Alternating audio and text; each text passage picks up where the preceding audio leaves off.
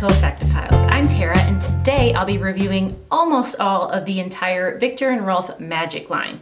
And the only one that I won't be including is Invisible Oud, and let me tell you why. So I have a bottle of salty flower here, and I actually do have a full bottle of Dancing Roses, but I bought the Discovery set, and it comes with 6 of the 8 scents. It doesn't include salty flower, and one thing that's invisible from this collection is Invisible Oud. So those two aren't in the set of 6 if you order these sort of like travel spray Discovery set things. But I have everything basically except Invisible Oud. So I can't talk about that one, unfortunately, but what I'm gonna do is I'm going to rank the other 7 that I do have. Let's begin with my least favorite, which is this one here. This is actually a lot of people's like favorite or their top 3. This is called Sparkling Secret, and I'm gonna let you in on the secret behind this one. To me, it smells like halitosis, and that's not what you wanna smell like. You do not wanna smell like chronic bad breath. But I will say this, a lot of you guys will probably like this because I'm weird in that often things like neroli or jasmine, these white florals, pull this like really stinky indolic sort of smell to me, and it's not just on my skin but even on paper. So it's something about the way in which I perceive those particular notes that makes this smell terrible to me. And in fact, like I said, many fragrances that have jasmine or neroli, for example, if you've ever smelled from Lush Cosmetics, their fragrance called Lust. It's one of their most popular ones. People say it's like this really sexy jasmine. I for real have never wanted to throw up so much in my life as when I smelled that. I like sprayed it on me, idiot, in the store, and I smelled it and I was like gag reflex because it was so intensely this indolic sort of poopy bad breath smell to me.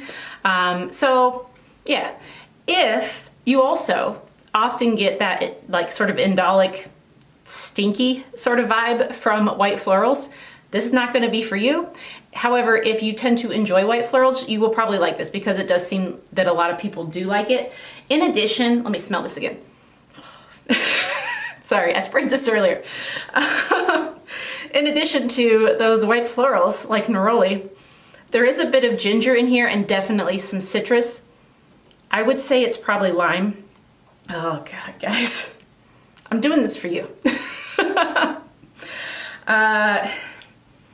There's a little woodiness too in the dry down, but it's hard for me to deal with this one, guys. So anyway, I did try this on my skin. I wore all of these for at least a full day before deciding on my order. Most of them, besides this one, I wore more than once, but I just couldn't take this. So yeah, that's my number 7 spot, and that is Sparkling Secret. In my number 6 spot, I have a scent that I actually do enjoy the aroma of, but I have some other issues with this particular fragrance. And this one is Lavender Illusion. And the issue I have here is in the performance, and I'll get to that in a minute. The actual fragrance itself is sort of this fresh aromatic fragrance. There is a bit of citrus in here. I think it's probably lime that I pick up. Obviously, the main thing here is lavender based on the name, and that's the main note that I can pick up right away. Other things that I can sort of pick up are this sort of resinous piney type of thing. Like, you know, when you touch an evergreen tree or you have the pine needles in your hand, it can get a little sticky. It sort of has that vibe to it. And then I think there's supposed to be black currant in here because, you know, I like some black currant. But it's like maybe a touch of some fruitiness, but it's really overwhelmed by that lavender and the sort of like aromatic green, piney type of smell. Like I said, I really do enjoy this fragrance, but the performance is abysmal. And I'm not kidding, on me it lasted at most 30 minutes. And I thought perhaps I had sensory adaptation and I just kind of became nose blind to it. I didn't think that was the case because I do enjoy other lavender fragrances, and I don't tend to become nose blind to those. So I tried it again when I was seeing my mom, and she couldn't smell it on me after a half hour or so either. So yeah, I don't think this lasts very long at all. Like I said, beautiful scent. It's not my favorite lavender, but it's really nice, but the performance just makes it not worth it to me. The next one, I don't think I actually enjoy the fragrance of quite as much as Lavender Illusion, but I still like it and the performance is better. So that's why I decided to put it here. This one is Sage Spell, and as the name suggests, Sage is the main player. So I definitely get the sage, and this does not smell to me at all like a holiday, like Christmassy, Thanksgiving type of fragrance. This would be something I would wear more in the summertime, but something about sage, well, not something, I know exactly why. Sage is, of course, in like the stuffing or dressing that you make for the turkey for Thanksgiving, or, you know, in traditional recipes it is. And so it kind of reminds me of that, even though I would never wear this at that time of the year. This is lighter. It's more like effervescent. Did I say effervescent? Effervescence? Oh my God. Anyway, so this, I get a little bit of citrus. I would say it's leaning more towards like that sort of like grapefruity type of citrus. It's not lemon or lime. I do get some anise in here, but it's not real strong. So if you have an aversion to anise or like that black licorice type of smell, I don't think this would be, you know, off-putting to you because it's not real strong, but I do get a little bit of that. I'm not sure what else is in here. I do think I remember that it was supposed to have a note of absinthe. That could maybe be what's giving it that effervescence, but I don't really pick up what I would say, yeah, that's definitely absinthe, right? So anyway, I remember that being interesting, but I don't actually get it in here. I think this is fine. I think it's nice. I would say it's definitely more of a summertime scent. Longevity on this one was, I don't know, maybe about 2 or 3 hours. So not great, but obviously like significantly better than the last one. But yeah, again, not a great performer. Not something I would pick up a full bottle of. Right smack dab in the middle, and my number 4 spot is this one here. This is called Dirty Trick, and this is one I actually think could potentially move up higher in my list because I do quite enjoy this. It's interesting. So the main note in this is ink, and I don't know that I've smelled too many fragrances that even include ink as a note, let alone like sort of kind of make it the most prominent. But I definitely get that. I definitely pick up on that ink note. The other things that I can smell here, there's definitely some sort of a woody base. I would say it smells a bit like cedar, like my fence. I also get some iris, but not like an overly powdery iris, but I get some iris and I get a little bit of like suede leather. I would say it's a softer suede versus leather. I don't think I pick up much else, but I can sort of get those type of notes in this. So it's really interesting, and I think that's why I like it. Longevity, again, not fantastic on this. This one was like right around that 3-4 hour mark, but I do find this one incredibly interesting, and I've been wanting to smell it more because it is unique. So like I said, this could have potential to move up my list higher, but right now it's kind of in the middle. I'm unsure about how I feel about it. 3 to 4 hours is sort of acceptable to me sometimes if it's like a fragrance I would wear on a date or something like that, but I don't think I would wear this on a date. And so like for a daytime scent, which I'm not sure this is that either. This is weird. But you know, I would want it to last like 6 to 8 hours would be ideal. I know that's asking a lot sometimes, but yeah, this kind of in the middle, but I find it really intriguing. All right, now we're in the top 3, and all 3 of these I really enjoy. The first one I want to show you, my number 3 spot, is Salty Flower, and this is one of the 2 that do not come in their sample sets, so, or at least the ones that are currently available. So be aware that if you order those samplers that have 6 different fragrances in it, this one's not going to be in there, so you would have to find a sample elsewhere. I happen to just have a sample of this thrown in a Sephora order one time, and so that's kind of how I came across it and got interested in this fragrance. So this one obviously has salt and flower. But to be more specific, besides the salty note, which, you know, I don't think you need much more explanation than that, I think the floral note is frangipani, and I do get a little bit of orange blossom in this. It somewhat reminds me of Parfums de Marly Saffinade, if you've ever smelled that with that sort of orange blossomy. That has vanilla in it. This I don't believe does, although it does have this sort of like creaminess to it that would sort of make me think that it might be in there, but I do not think this has vanilla in it. I do detect a little bit of a citrus, but it's really light, just a slight touch of it, and it kind of goes away within a half an hour, as to be expected. I would say that if you took Paco Rabanne Olympia and you mixed it with Parfum de Marly safenade, but then somehow removed some of that vanilla that's in both, you would have a fragrance that smells really similar to this. So if you like either or both of those, you might like this one. Not going to guarantee it. You should get a sample. However, I don't think that most people would find this offensive whatsoever. It's not that, I mean, it's definitely salty, but it's not that like insane, intense salty that you get in a Mugler Womanity, for example. So yeah, this one's good. Longevity, 4 hours. Again, not fantastic. There's only one in this line that I do think the longevity is quite good, and that's coming up, but I still really like this and I'm glad to have it. The number 2 spot was kind of a surprise to me. I did not think I would like this as much as I do. And this one is called Liquid Diamonds. I do think that this is one of the most popular from this collection, but I have like had the opportunity to sample it before, but when I looked at the notes, I was like, no. So let me tell you about this one. This one smells really clean and like a soapy sort of clean because it has a white musk in there. It also has peony in here, and that was the first note that kind of made me think, not so much, because I don't hate peony. For all you peony lovers, I don't hate it. I just don't love it. And so I was kind of like, I don't know about that. It also has jasmine in it, but it's a really, really clean jasmine. It doesn't smell indolic to me. It doesn't smell like poop or bad breath or anything like that. But again, when I see jasmine, I'm always kind of like, I don't know about that.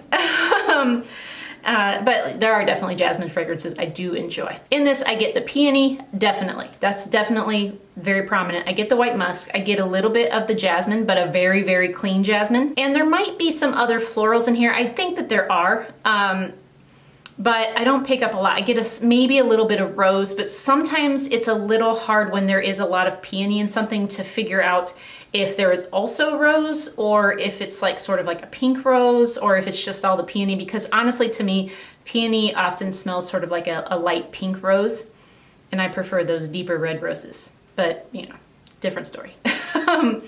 So anyway, this one, again, really clean smelling. I think this would be a great daytime fragrance because it's not offensive whatsoever. It's not overly potent, but I could smell it on myself for 2-3 hours, like just like sitting here smelling myself. Sounds weird, but I could, like when I put my wrist to my nose, I could smell it for, I would say 4 to 5 hours. So again, not like fantastic, but as we've gone up the list, you've seen an increase in longevity at least, so that's good. So yeah, I did quite enjoy this one. I wore it the other day when I got my hair done, and I felt like really good about that. So that's number 2, Liquid Diamonds. So if you are familiar with this line, you probably have already figured out what number 1 is going to be, and that is Dancing Roses. And this is actually the first thing that I ever bought from this line, and I bought it blind.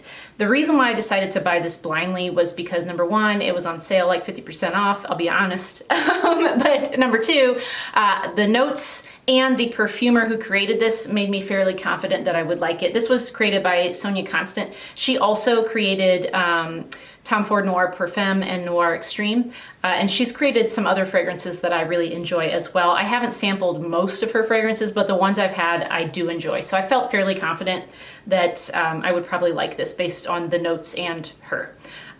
So when I smell this, I immediately get that beautiful red rose that I'm looking for, but I also get this sort of like liqueur type of feeling. Maybe it's a cognac. And I know there was supposed to be cherry in here, but I wasn't sure about it. So I messaged Sonia, and on Instagram she replied and she said that the opening actually has a cherry liqueur in it. So that's probably like the cognac-y sort of thing that I'm getting from it. I just don't pick up a ton of the cherry. So I think some people might pick that up more than I do. I just don't. However, I love this. I think it's beautiful. I'm not necessarily disappointed, although I do love cherry. In addition to the rose and the cherry liqueur, in the opening, I get some pink pepper and also lychee. And I know that a lot of people really like that note, and it's been really popular recently in fragrances, especially ones that feature rose. Rose and lychee seems to go pretty well together. So that's in here. And the other thing I wanted to mention is that in the dry down, I don't get it like smelling off of paper, but on my skin in the dry down, I get what I believe is tonka. So it's just a really great fragrance. This one is the one I mentioned has good lasting power. I would say this is a solid 6 to 8 hours. If your skin doesn't eat fragrances like mine does, you might get more than that. Some people talk about how fragrances last on their skin like till the next day. I've never experienced that in my life because my skin eats fragrance. But, and listen, I don't even have dry skin. I'm super oily. I'm a grease ball. Yeah, this one I can get a full 6 to 8 hours out of. So I'm really, really happy with this. And it's just beautiful. I love this one. So that is my number one. It is Dancing Roses. And if you made it this far through the video, I know I just did a giveaway. And listen, guys, I'm not going to be doing giveaways all the time. But I figured since I bought that set of 6 and it came with a Dancing Roses little sampler here that I don't need because I already had the bottle. I'm gonna give this away to one of you guys. So if you would like this little like sample spray of Dancing Roses, I haven't sprayed it, but you can see it's a spray, not a roll-on. I'm trying to remember if these are 7.5 or 10. I don't know, the lights are too bright in here for me to see, but it's a good amount. So if you want this, what I would like you to do is just leave me a comment, letting me know you want it. Again, only US, I'm so sorry, just shipping out, well, shipping in the US right now is insane for anybody who happens to have experienced that. But yeah, shipping out of the US is just unreliable right now. So anyway, you want this? Leave me a comment, let me know that you would like it, and I will enter you for the giveaway for this. Like I said, this is not something I'm going to do regularly, but I don't need this because I have the bottle and I have so many like perfumes that I don't need like extra of anything. So I'm happy to pass this along to somebody who would like it. So leave your comment down below. Let me know if you would like this. Oh, and if you aren't living in the US, but you have someone in the US that I can send it to that you can eventually get it from, feel free to enter like that too. So yeah, that could be yours. So that's it for my overview and ranking of the Magic line from Viktor and Rolf. I would like to know though, if you've smelled the Invisible Oud one, what you thought about that. Please leave me a comment below because I really would like to sample that one. I just haven't had the opportunity yet. So let me know if you have smelled that one, what you thought. In general, I think this line is really nice. I think the scents, besides the one, are really pleasant smelling. I don't think any of them are particularly challenging. I think the lavender, even though it is an aromatic, isn't like so far in that direction that it seems like overly masculine, that, you know, a woman can't wear it. I also don't think it's, you know, all that worth your money because it doesn't last very long, but I think it's really pleasant. Even the Dirty Trick one, which is the like least quote unquote wearable, I don't find challenging necessarily. That's not the word I would use here like I would for certain niche fragrances that I've encountered. This I don't find challenging. I just find it really unique. And I still have yet to kind of think of a situation when I would go out to wear this. Like I'm happy to wear this at home, but like going out, I'm still trying to figure out where this would fit, but I do like it. So yeah, I think they're good fragrances in terms of the smell, but the longevity on most of them could be better. I hope you guys liked this video. If so, please give it a thumbs up and subscribe if you haven't already. I would love that. I'm almost to 500 now, so maybe you'll be lucky number 500. But anyway, let me know your thoughts down in the comments below. Also, let me know if you would like to win that Dancing Roses travel spray. But until next time, have a great day, and I'll see you later.